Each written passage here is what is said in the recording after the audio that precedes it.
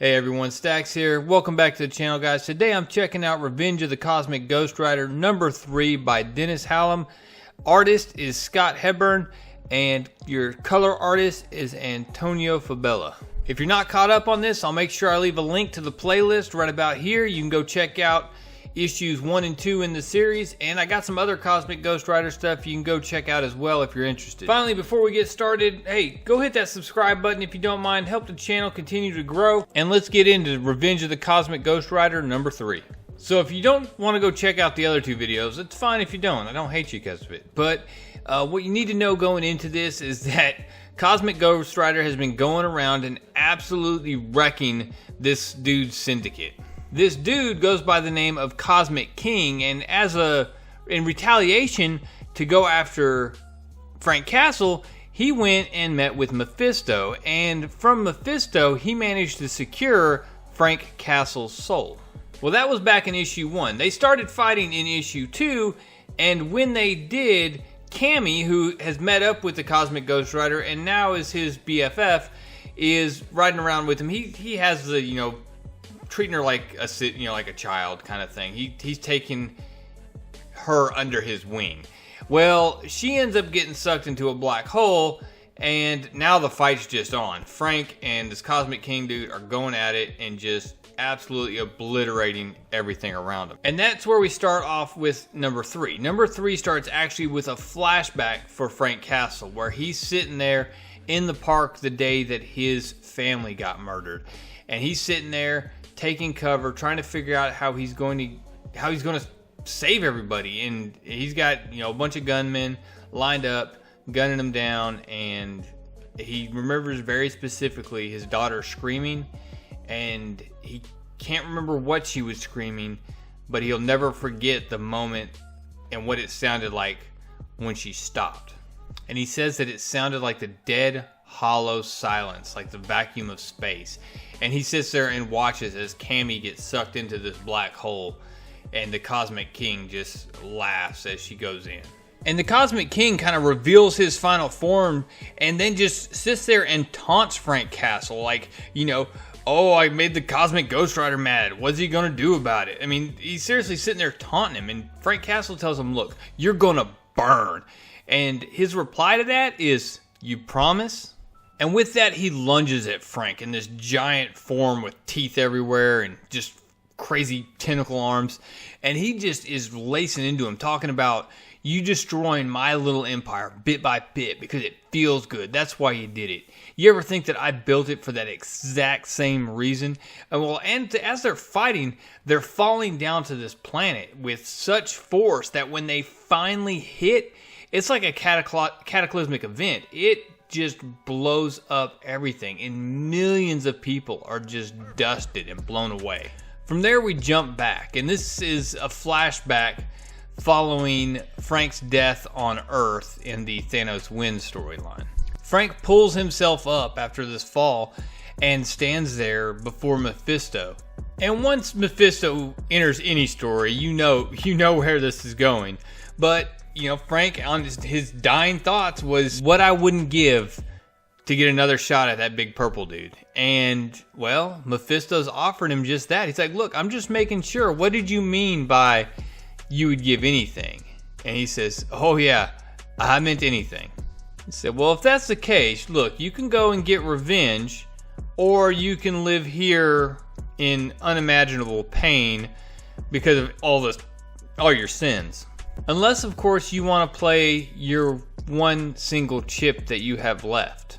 And Frank's like, well, what chip? What are you talking about? And then Mephisto starts going back through the life of the Punisher, looking at his existence, and he's like, man, your life is freaking depressing. And then Mephisto starts getting second thoughts. He's like, listen, look, I'm supposed to make this offer. It's usually a pretty good one. Return to the world of living, spirit of vengeance, sell your soul, Ghost Rider, yada, yada, yada, all of that. But considering your life on Earth, man, maybe this isn't such a bad place for you. I mean, heck, this might be an upgrade. And Frank's just like, I'll take the deal, demon. Now send me back right now. From there, we jump back to the present, where Frank Castle's pulling himself out of a hole and telling him, look, you know, that was a nice swing. I've only been hit that hard once that I can remember. But it takes more than that to kill me these days. And Cosmic King tells him, look, nobody's trying to kill you, Frank. Of course, I wasn't trying to kill the 3.5 million squalors that I just now killed when we slammed down on this planet either. And those people, you know what? They were intellectuals, scholars, artists, poets, so principled and self-righteous they wouldn't give an inch, even to me. And look where that got them, blown around like a cloud of ash, because two monsters decided to have a fist fight. And Cosmic King tries to keep getting in Frank Castle's head, and he's saying, like, look, of all these people, you know, you cost them their lives. Should we grab one of them and see if they'll thank you for saving them? And Frank's like, you got me there. I've never been good at saving the innocent. Are you really trying to get in my head? You think a little bit of death is going to scare me? And from there, he goes into the entire Punisher breakdown, talking about spending 3 nights alone in the jungle before he was even old enough to drink, and how you got used to the smell of death. The mosquitoes bothered you more than the smell did anymore. And how the newspaper even called him the most prolific mass murderer in human history, because his killing, he didn't do it with an army or a bomb. He just did it.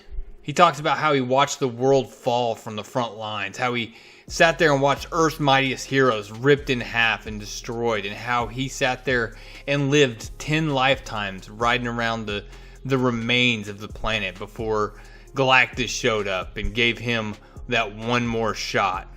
And Frank tells him, look, death is the air I breathe, the water I drink, the only food that ever filled my gut. And he just absolutely just lays this guy out, just hits him up in the air, and then just blasts him back down to the ground, just swatting him around like a fly. And finishing it off by telling him, death doesn't scare me, so spare me your scary villain speech. And Cosmic King looks at him and says, back at you, Frank. You think of yourself as some unstoppable death bringer, but when I hear your stories, what sticks with me is all the failure. You couldn't win your war or save your family. You spent your whole life fighting crime only to watch it rise. You couldn't help the heroes of your planet. And Thanos, well, we both know why that walking death wish lets you look him in the eyes. The only thing that ever survives you is you. And it's at this point that Frank just coughs and tells him, tell me something I don't know, and absolutely unleashes everything he has on this Cosmic King guy and just blows him away like a rag doll. And then once he's fallen back down to earth, he grabs him, hooks him up to the bike, and just skull drags him on the concrete. And then as Frank is standing over him, about to deliver the death blow, Cosmic King just coughing and says, okay, you win, I hear you. But if there was a way for eternity to end, and he holds up Frank Castle's soul, and Cosmic Ghost Rider stops and goes, where did you get my soul? And the Cosmic King answers him, right where you left it, and it's yours, all with all the perks, pain, mortality, death. Take it, my life for yours. And Frank reaches out right away, says, you don't have to tell me twice, grabs it, and he says in the background he can hear the Cosmic King laughing. And at this point though, he could care less. Whatever he's got planned, he welcomes it. And the Cosmic King is just sitting there smiling like he just pulled the biggest, gotcha in the history of Marvel Comics or something. So I'll tell you, I did enjoy this book. I thought the art in it was good. I mean, the action in it was really good. The different scenes, the back and forth, I think the artist absolutely did a great job with it. And I'm not of the mindset that everything has to be pretty, especially when you're fighting a big giant space monster with a guy with a flaming skull. But some of the shots are really, really cool. So, like I said, I did enjoy the art. The story, I like when Frank Castle has that discussion and the look. I know I'm the only one that survives. You think I don't know that? I understand my failures. I enjoy that. Now, one thing that did make me raise my eyebrow was his daughter is sitting out there in the open with these gunmen, and he's hiding behind a tree. I'm trying to remember where that was. I think that's been stated somewhere else as well. So anybody that can remember where that is, where else that shows up, let me know down in the comments below. Anyways, guys, this book is still a recommend. I've enjoyed it, and I'm going to see it all the way through. It's a 5-issue mini. I have number 4. I also have the next issue of Doom. So if you are interested in me doing a video on either one of these, leave a comment down below. I'll tally up the votes here in probably the next day after this publishes, and I'll do a video on one of them. How about that? So guys, let me know what you think down in the comments below. Make sure you hit that subscribe button, leave a like. Guys, I appreciate it. Real Comic Stacks out.